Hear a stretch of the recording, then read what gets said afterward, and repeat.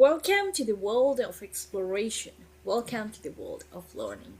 Let's start exploring. Let's start learning. This is your very own educator, teacher, guru, mentor, preacher, one and all. And this is the one stop destination that is English GURUKUL, the Odyssey of education or the edifice of education. And this is the one stop destination for you guys out there and for me, for all of us to bloom, to blossom, and to grow together, right? Alright, so with having said that, now let's get started. Alright, so just give me a moment.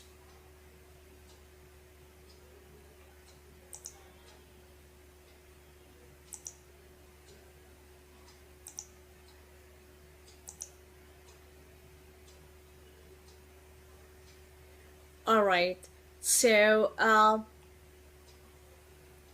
I had explained you guys till this point that how these waters are shared, and these are the shared waters of Brahmaputra river. So we are basically dealing with Brahmaputra river. We get to see, if I'll just zoom it, I'll just zoom in and you get to see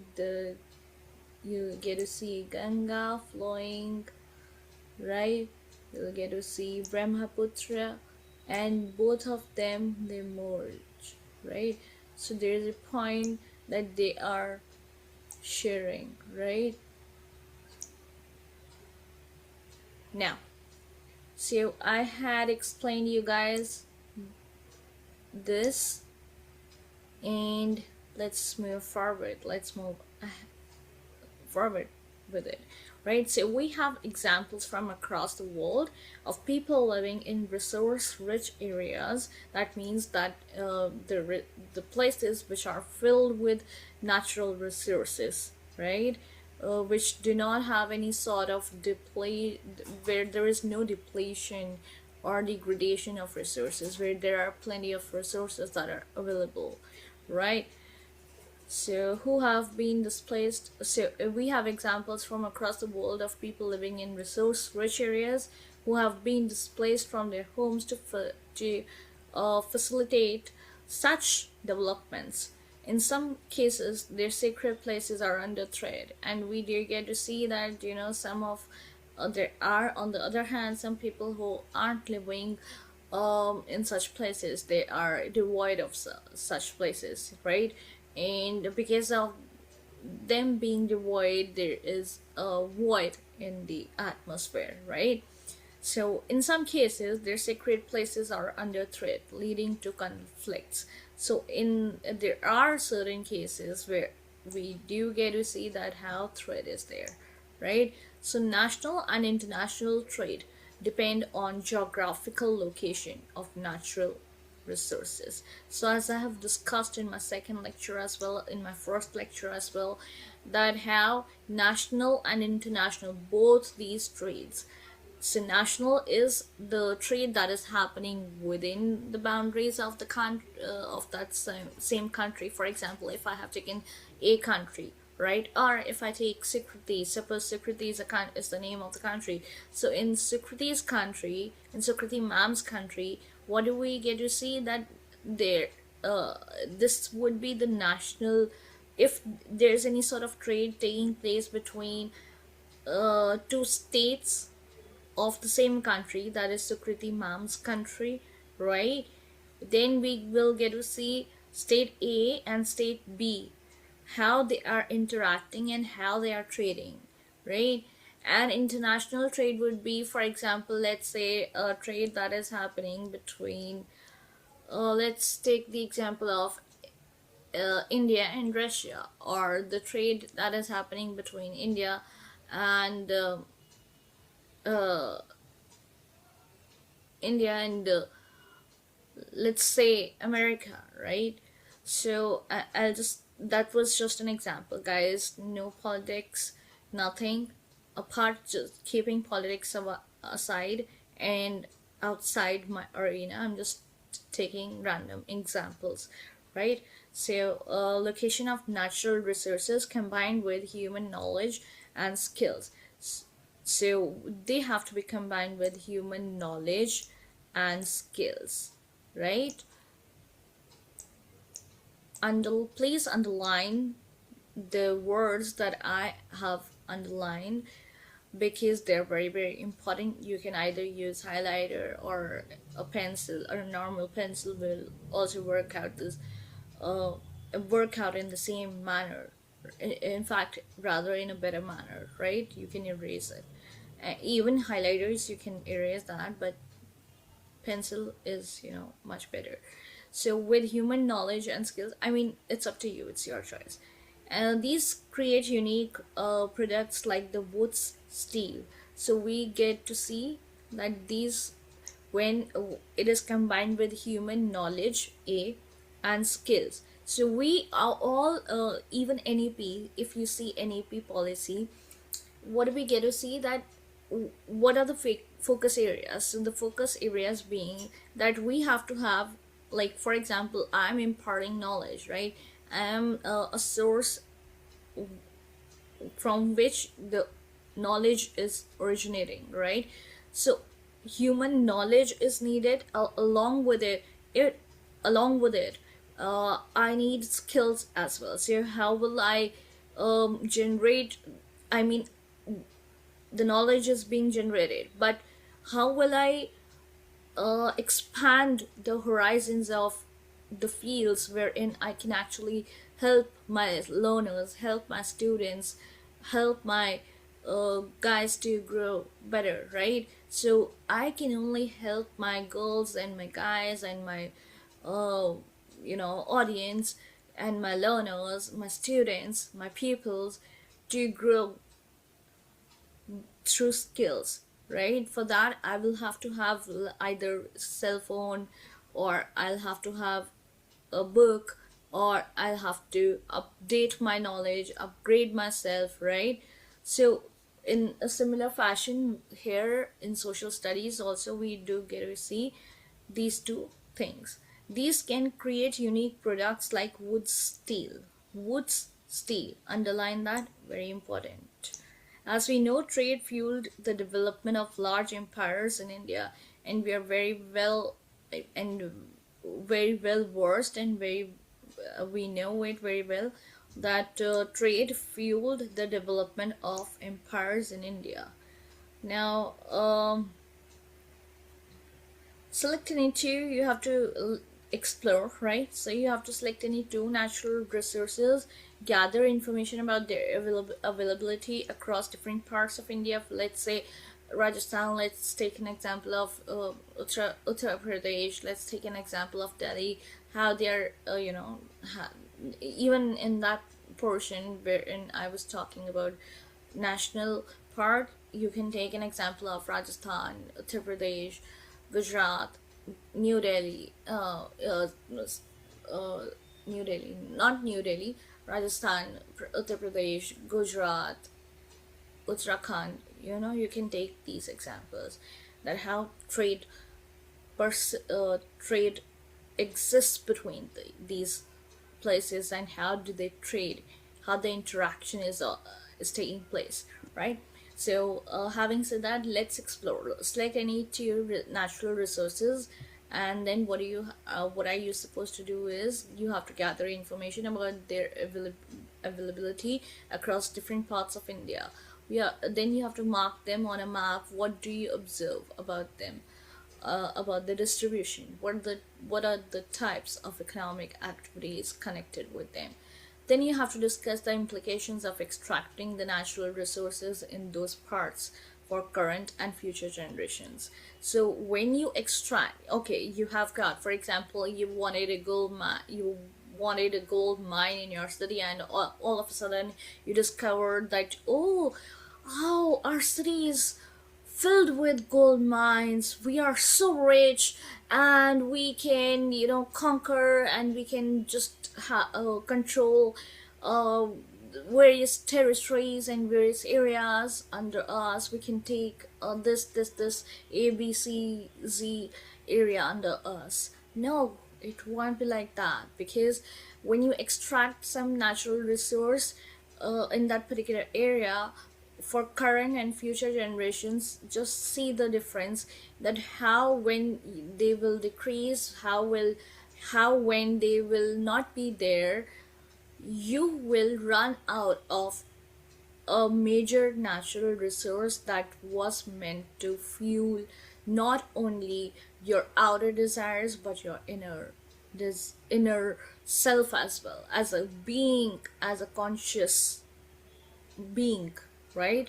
So you have to discuss that, suggest ways in which we can use nature's gifts in responsible ways, right? So you have to mention the ways in which you can actually uh, use nature's gift in a very judicious or in a responsible manner.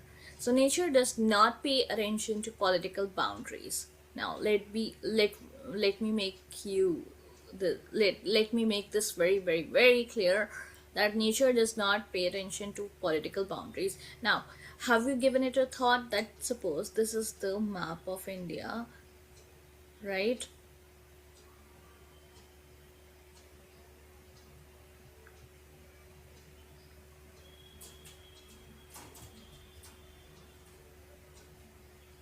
Let's just suppose that this is the map of India, and these political boundaries, now tell me, suppose these are the political markers that I have made, right, that we have made as human beings, right, that I'm making it in order to showcase, right? So suppose these are the political boundaries herein I'm drawing, right, or political markers. Now, this is some other region, this is some other region, this is some other region, this is some other region, this is some other region, this is some other region, and we say that because we have divided it, on the basis of language. So we have divided it on the basis of language, the territories, the states, right? So we have linguistic territories, we can say that. So so nature, but nature, what about nature?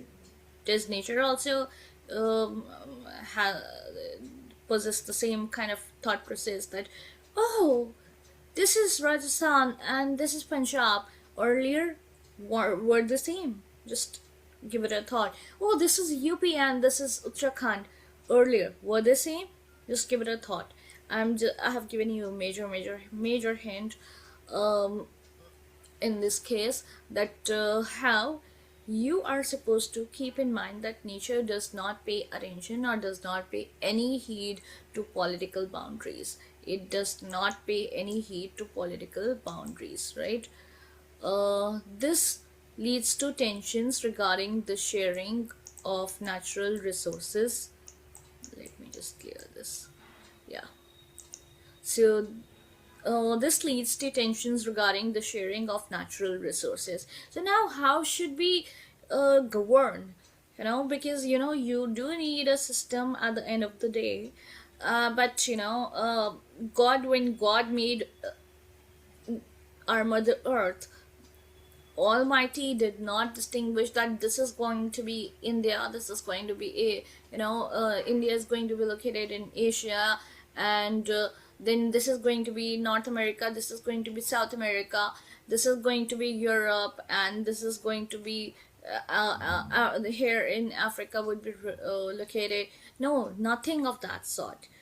Earlier, if you see the map, just go and have a look, you will notice that how the map has been there is this continuation, there is this process throughout time immemorial, that maps have been changing their shape, their size, and how the size and shape of the countries have been changing, how the continents have actually, because there is a drift in continental, there are continental shifts as well. If you study geography, you will find out that there are continental shifts as well, there are volcanic eruptions as well, there are because of the climate change also, a lot of factors have impacted, and they're based on linguistic, you know, uh, basis politically. Our political leaders have divided the states, right? So because they demanded to do so. So earlier Pakistan was a part of India, Afghanistan was a part of India.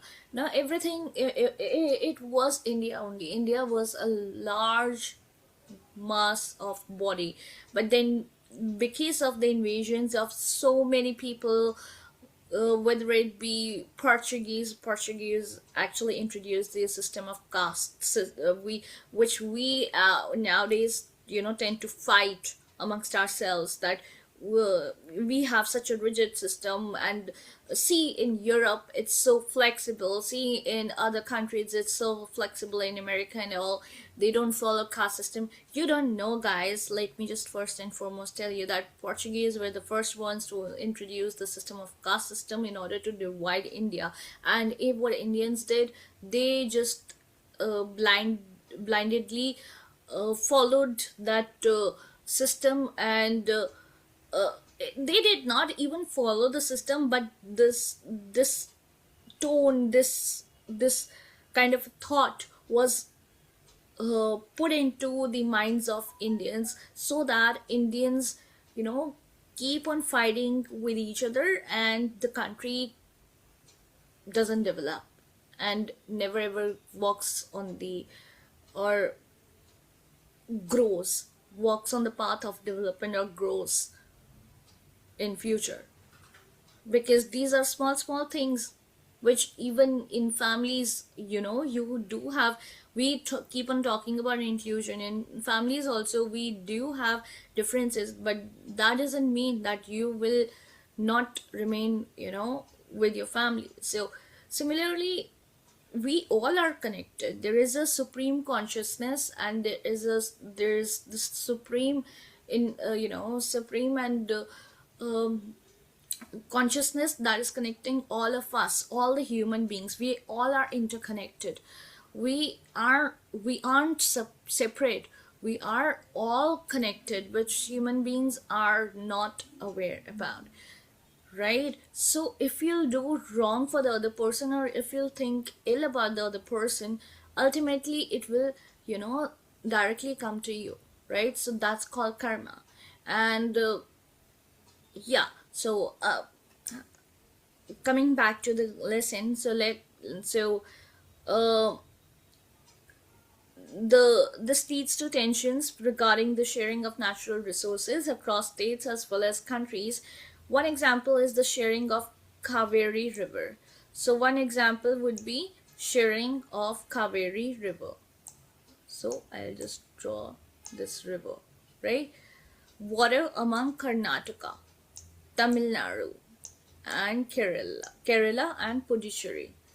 Negotiations and debt management were required to maintain peace and fair sharing. Now, negotiation, when any sort of so that no conflict arises, because a lot of wars have been taken place in order to obtain territories, in order to obtain areas, kingdoms, and राज शासन्स, राजपाट, है ना. सो वो सब लेने के लिए हर कोई बहुत ज़्यादा ये छोटे लेवल का सोच विचार होते हैं उनके, ठीक है. जबकि हम सब कनेक्टेड हैं. ये किसी इंसान को अच्छे से बात समझ नहीं आ रही है. अगर आप किसी का बुरा करेंगे तो आप खुद कैसे सोच सकते हैं, वो चीज़ आपके पास नहीं आएगी. आपको लग रहा है शॉर्ट टर्म के लिए कि आपने कुछ अचीव कर लिया, बट ऐसा नहीं होता है. आप अगर अपने लिए अच्छे हैं, औरों के लिए अच्छे हैं, तो आपके साथ भी अच्छा होगा at the end of the day, right? So what I'm trying to tell you guys over here is that negotiations are done when and debt management were required to maintain peace. So if you want peace, that means if you don't want any sort of war or any sort of conflict or any sort of disagreement, then you have to come together in order to negotiate that this boundary, till this boundary I will be having this play, this area till, and from this mark I would be owning this particular area, and from this point I would be having this particular place, right? So, and then the peace is established and fair sharing is done. So, of course, reaching such agreements between neighboring countries is not easy. And of course, there are so many conflicts that are going on between India and, I will not take the names of those countries, but between natural resources and between other countries as well. For example, right now we get to see in news again that system has started. I wonder how, you know. That's my own viewpoint. And earlier also, what I was telling you about the collective consciousness, that I was talking about, that we are connected beings, right? So all of us are connected, you know. And being the children of the Almighty, we are all equal, we are all same, but we have created the we have created religions, that we will worship this god, we will worship this god, we will worship this religion, this religion, this religion. God is one, the power, that cosmic power is one, but it's the human beings that have distinguished again, so that they tend to feel better, or so that um, they have an upper hand, or they have the power, right? So let's explore. Find out about such a conflict in the international context. Discuss your findings in the class. So it's your homework. You have to do this. There would be a lot of conflicts. Trust me, guys. For example, in America, what is happening right now is, right. What happened right now in latest development was that how America actually, literally kidnapped, which in today's era I cannot even imagine, which used to happen earlier since time immemorial. But now fights, or you can say conflicts, or you can say wars are taking place between Russia, whether it be between Russia or Ukraine, or any Palestinian, or any war, right? But herein we are talking about proper kidnapping of the official of a particular country, which one cannot do. It's illegal and it's inhumane, only in order to have petroleum. Can you imagine, guys? Can you imagine the extent? So now we get to see this beautiful picture, the beautiful image, right? So what do you get to see? You get to see trees, right? So these are the trees. So you get to see the tree cover. You get to see mountains.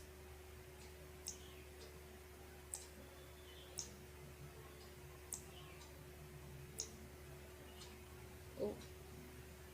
And herein you get to see the water body, right?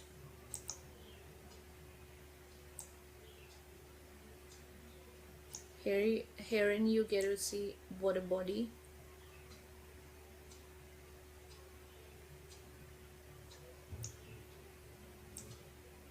This is the water body, right? Now, coming back to now, yeah. So, talking about the natural resource curse. So this is Meter Dam in Tamil Nadu. So it's that water body which is Meter Dam. Dam is again human made, right? So Meter Dam in Tamil Nadu, built on the Kaveri River. So it's built on the Kaveri River. Clear? Having abundant natural resources does not guarantee economic prosperity. So even if one country has abundant natural resources, it will not guarantee economic prosperity. Some regions rich in natural resources can experience slower. Is it first and foremost, I want to know about your opinion, because in my opinion, it's very it's an ironic situation.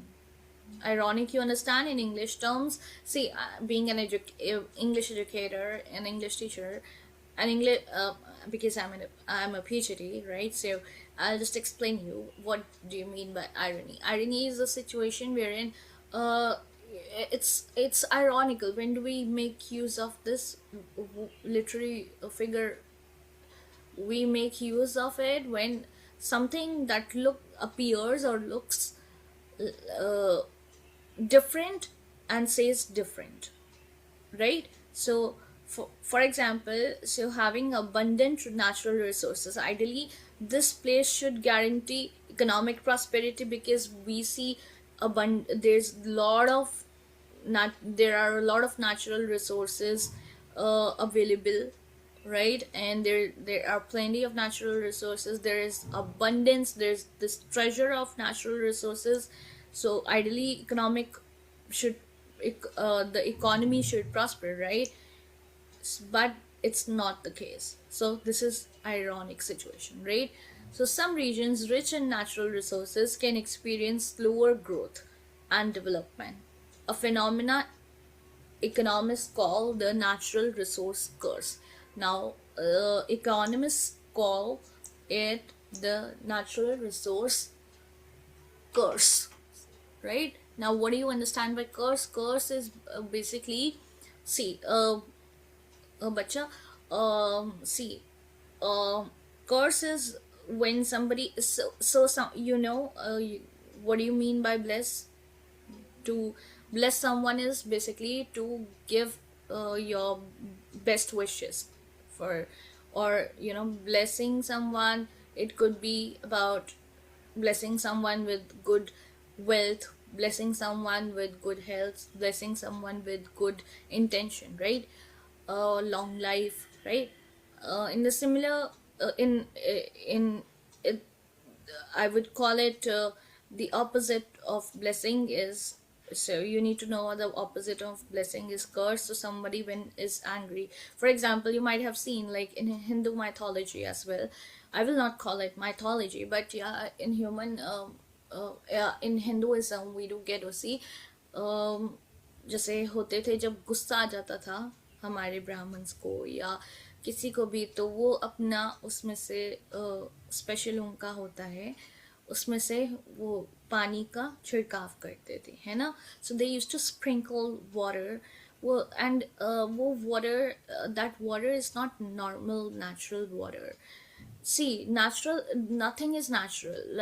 I mean to say that natural, they are very much natural, but when you add when you say something to the water, that water tends to take like it uh, like for example, it changes its form, right, from solid to liquid to gas. So similarly its particles change when you think. So, and when you say something aloud, right? So the water will get that particular will get that kind of energy. So वो उसको sprinkle करते थे and फिर वो that would act as a kind of a curse कि हिंदी में इसको बद्दुआ कहते हैं, ठीक है? So the ये इकोनॉमिस्ट ने कहा था बच्चे, ठीक है?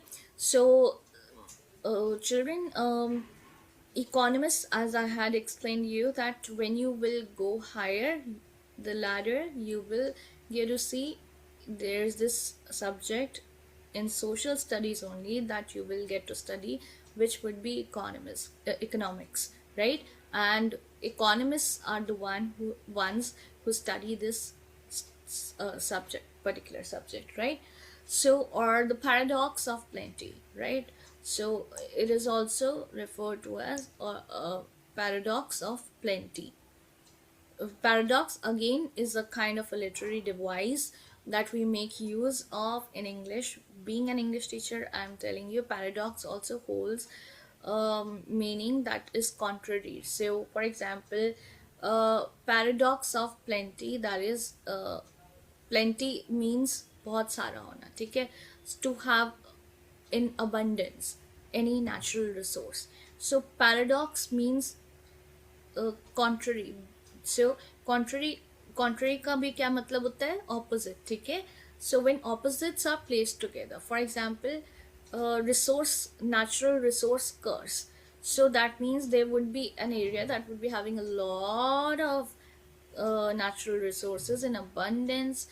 There would be a treasure of natural resources, but still that particular state or particular area or particular territory would, or particular uh, continent or particular UT would not be rich, right? So paradox of plenty. But very simply, this means that often having plenty of natural resources does not automatically mean that a country is rich.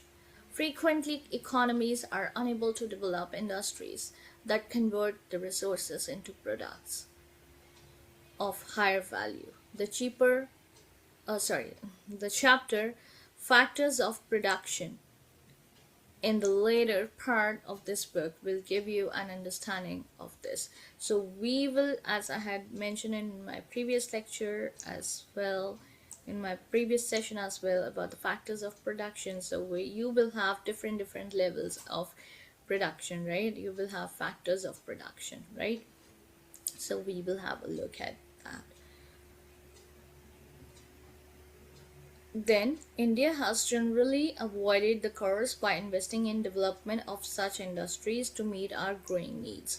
So, because India is a country which is filled with youth, which has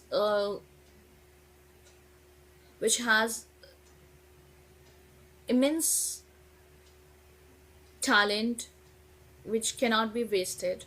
So when you grow up, guys, when you grow up, my dear learners, and those who are watching it from the government exams perspective, they can also, you can also go back down the memory lane, and you can try to just associate things. So an additional information I keep giving, right? So those are my viewpoints. The copyright, ठीक है? अच्छा. So now coming back to India. So India has growing needs, ठीक है? Suppose India is a tree and it has several branches that are moving, growing.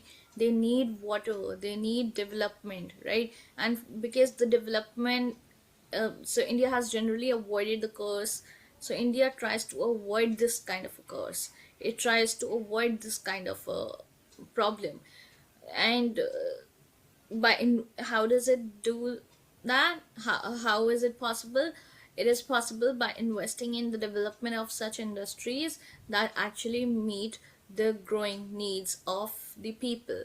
So we get to see that how India being how there are immense opportunities for the people to develop, right? So we talk about human resource as well.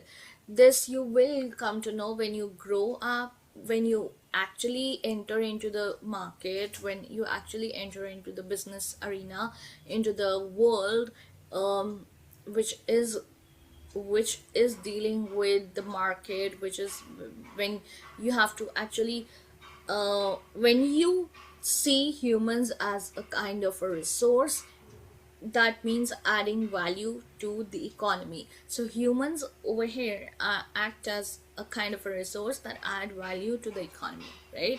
So humans also, your outlook also changes, that not only natural human resources also there, right? As a different as a separate subject also you get to study, and in MBA also you get to study about it, right? So yeah, it's also a part of social studies, right? So what do you think are the different inputs to enable the use of natural resources available in different geographical areas? These boxes, let's explore, and the other ones you are supposed to do it by yourself, and do upload the images on my YouTube, in my YouTube channel, on that, what do you call it, in the chat box, not on the description, no, not on the description, of course I'll put the description. Yeah. So however, the challenge of balancing resource extraction with sustainability remains. So however, the challenge of balancing resource extraction with sustainability, so how can you extract, actually this is also paradoxical and this is also ironical. Why? Because when you extract something, how can it be sustainable? It cannot be. How can it be done in sustainable manner? But still humans are trying their level best to do it in a sustainable manner, to not harm the environment, to not cause any damage, or to not destroy the environment. But in that process, in my viewpoint, human beings are definitely spoiling and harming our environment. In my viewpoint, that was mine. Whatever I'm saying mine, that is my copyright. Nobody can take it. Understanding and managing natural resources is like, so understanding and managing natural resources is a valuable starting point, but human knowledge, good governance, and strategic planning determine whether they become lasting benefits or temporary windfalls. So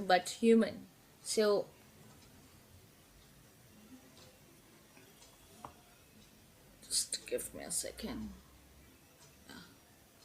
So understanding and managing natural resources is a valuable starting point, but human knowledge, good governance, and strategic planning determine whether they become lasting benefits of temporary windfalls. So we are talking about human knowledge, and we are talking about good governance and strategic planning, whether they become lasting benefits or temporary windfalls. So this is very, very important. I'll just place a star. Understanding and managing natural resources is a valuable starting point, but human knowledge, good governance, and strategic planning determine whether they become lasting benefits or temporary windfalls. So see, according to me, it shouldn't be done. Extraction of minerals or extraction of natural resources shouldn't be done, because they are, you just let it be the way the nature is. You just let it be. Do not try to hamper, or do not try to mess with nature too much, otherwise the consequences can be very, very harmful and dangerous for all the human beings, for the humankind in general. So but when you grow up in MBA and in HR, you get to study about how you get to understand, and you get to you understand the nuances, and you try to manage natural resources, which is a valuable starting point. But obviously human knowledge is pivotal, good governance and strategic planning. So it's all about good governance, it's all about planning, strategic planning, planning in a strategic way, stepwise. 1 2 3 4, we'll do this, and by following these steps, this will happen. And right, so this is going to be safe, right? So you have to make a proper to-do list, that you can say, right? So then we have biodiversity loss. So first and foremost, you have to read these words and you have to remember them. So biodiversity loss, the decline in the variety of life on the earth. So the decline or in the variety of life on earth, which is crucial and imperative for us as not for us as human beings, for us as Homo sapiens, to actually lead a beautiful and exquisite life, right? All right, so then we move on to responsible and wise use of natural resources. Stewardship. Now, sustaining life on earth requires that we respect nature and use natural resources in a way that enables the restoration and the regeneration of renewable resources. Now, restoration and regeneration, restoration and regeneration, restoration and regeneration, these two words have been the key words in this chapter, throughout this chapter. The day I started this chapter, the first session, the second session, and this would be the third session, throughout the chapter these two words have made their appearance time and again. Like these two are the two main characters, you can say, in this chapter, right? Say I'll tell you the major characters, the main characters in this chapter. They are the natural resources, one; second, minerals; third, water bodies; fourth, nature; sixth, human resource; seventh, strategic planning; eighth, nature; eighth, renewable resources, non-renewable resources; ninth, uh, restoration; and 10th, regeneration. Clear? Responsible is also there. So these are the key terms. What do you call them? Key terms, tag words, whatever you want to call them, just learn, right? So sustaining life on earth requires that we respect nature and use natural resources in a way that enables the restoration and regeneration of renewable resources and the responsible and judicious use of renewable resources, renewable ones. Scientists studying these aspects have warned that irresponsible treatment of natural resources has led to pollution, number one; number two, biodiversity loss, right? Oh my gosh, which is the which is going to be the end of our lives as well, because if we are not taking care of the biodiversity, we will not be a part of this world as well, right? So we are interconnected. If we as humans are interrelated, we are connected, right? We are all one. We aren't different. We are all one. That means we are connected to nature also. That means we are connected to inanimate things also. People think that, oh, this is a normal torch, or this is a normal remote, oh, this is a normal wardrobe. No. Do you think that it doesn't have feelings? It might not be having, or it might be, but God has created us and we have invented those things, right? So everything has energy. Energy is there in everything, trust me, right? So sustaining life on earth requires that we respect nature, use natural resources in a way that enables the restoration, regeneration of renewable resources, and the responsible and the judicious use of non-renewable ones or non-renewable resources. Scientists studying these aspects have warned that irresponsible treatment of natural resources has led to pollution, biodiversity loss, and climate change. Again, a major factor that we need to ponder over, right? Climate change. Now suppose we have 50 plus degree temperature. It would be so damn hot, man. And if it is less than, and if it is minus 20, then also we do not have the facilities, and it would be very, very difficult to live in such kind of a condition. So although we think that we have invented uh, air conditioners or heaters, that is not the point, because the point being over here is that how earlier the infrastructure was. Just go and see in Hinduism. I'm not only, yeah, I'm actually acting as kind of a brand ambassador for Hinduism, but yeah, definitely in Hinduism we have had great, great uh, scriptures, we had great libraries, we had great kingdoms, we had great methodology to let people work and still be very, very happy, with still be elated, have feelings of happiness, have close bonds. And we have a culture, and we have a proper culture, and apart from it we do have beautiful cuisines.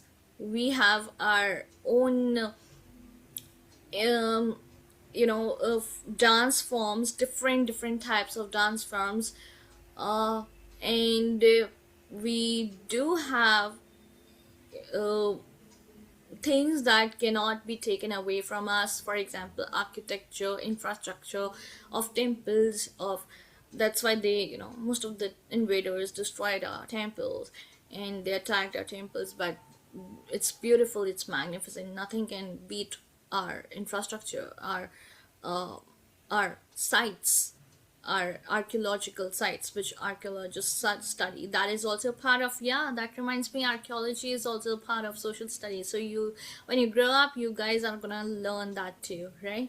So moving on, restoration and regeneration of renewable resources. So here are two examples of how we are pushing the use of natural resources beyond their capacity to regenerate. So many farmers in our country extract groundwater, obviously because farmers are working, they're plowing, right, है ना? तो क्या होता है कि वो extract करते हैं ग्राउंड वाटर को. Ground water as the name only suggest, वो ग्राउंड वाटर क्या कैसे वाटर फिल होता है, वो जब बारिश आती है तब when it rains, so there is this special facility that is there, so it seeps into the ground, and then it is saved, we can say, yeah, it is stored and saved there, right?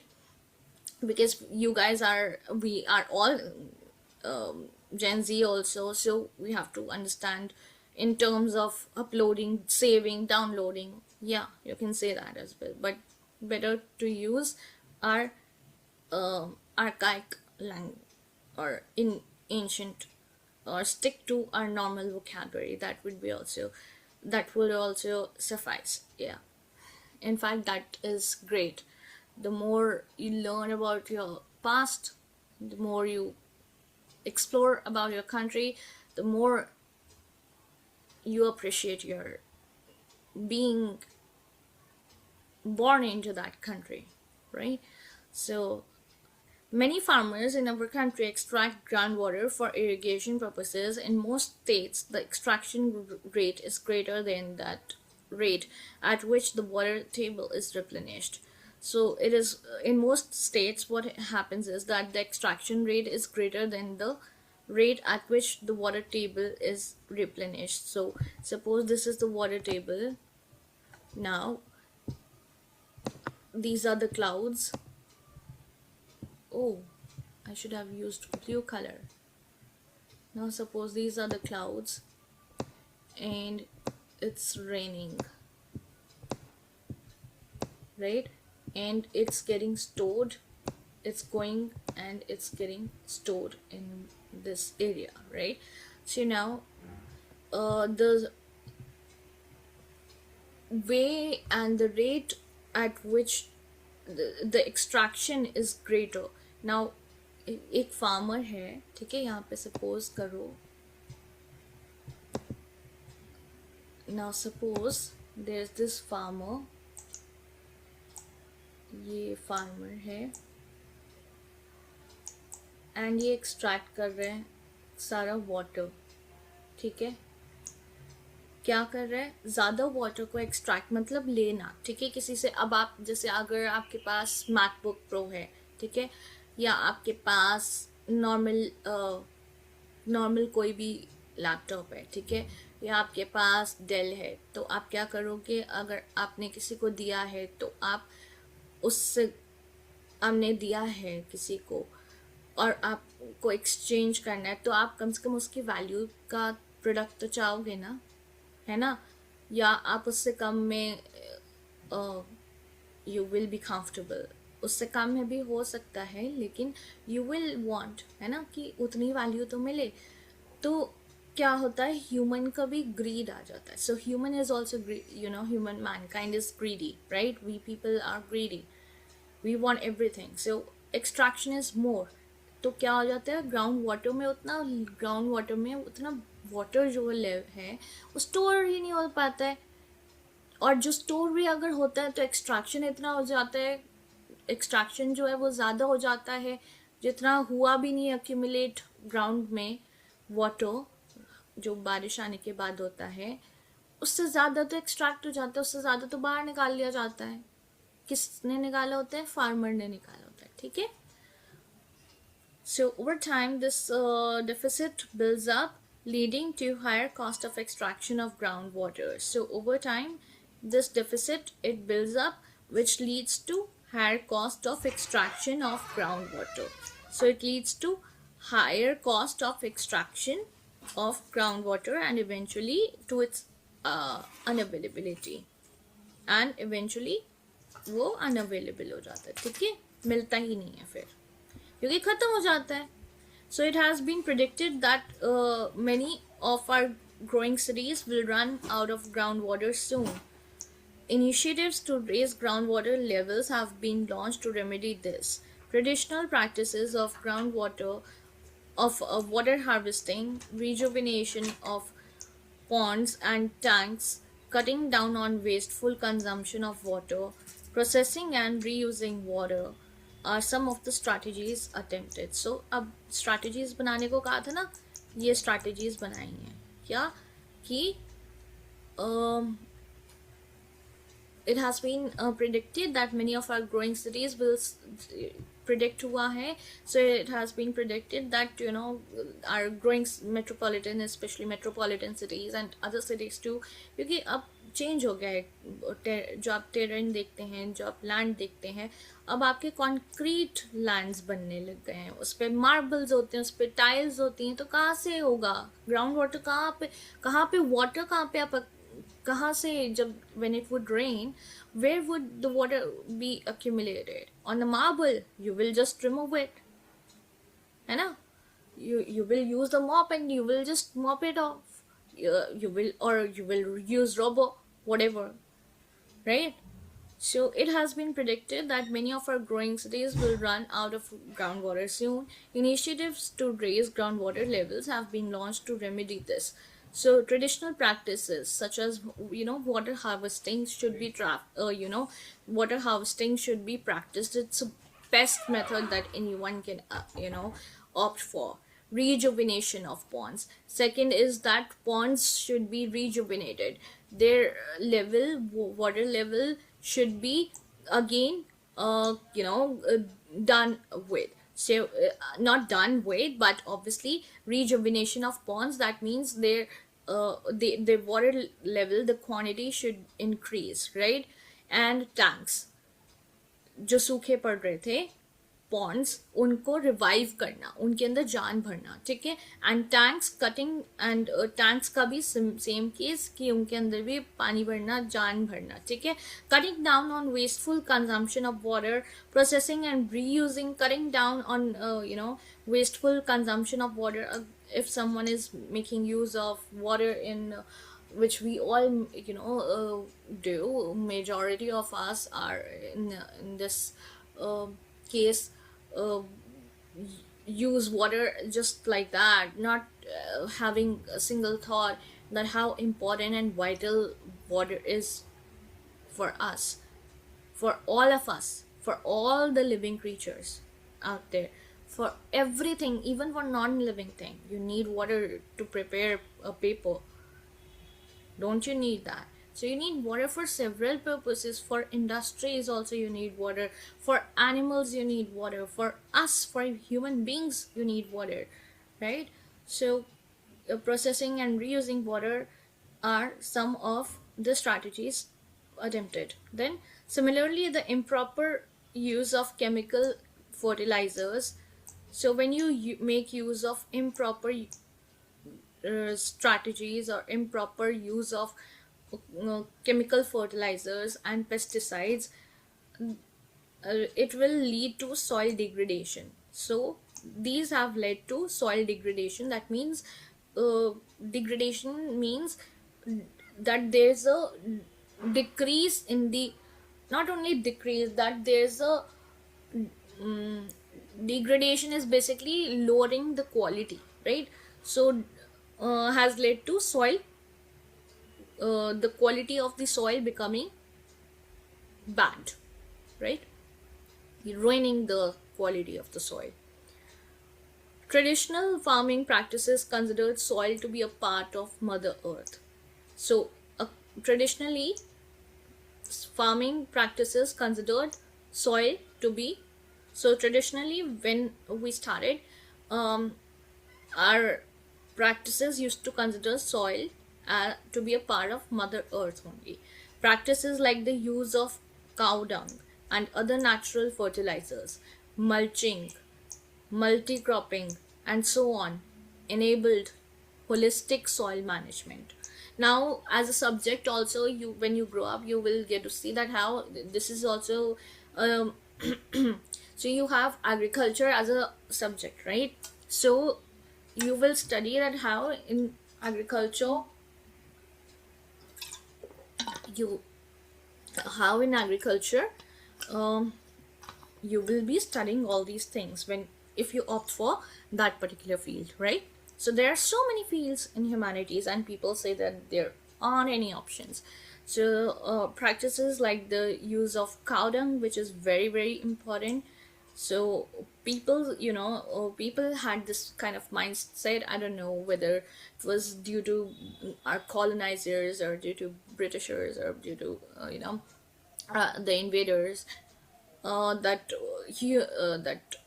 Indians developed this kind of a mindset, that what kind of a mindset, that using cow dung is a kind of is not a kind of a fashion. In fact, it is a kind of a stain or stigma in our society.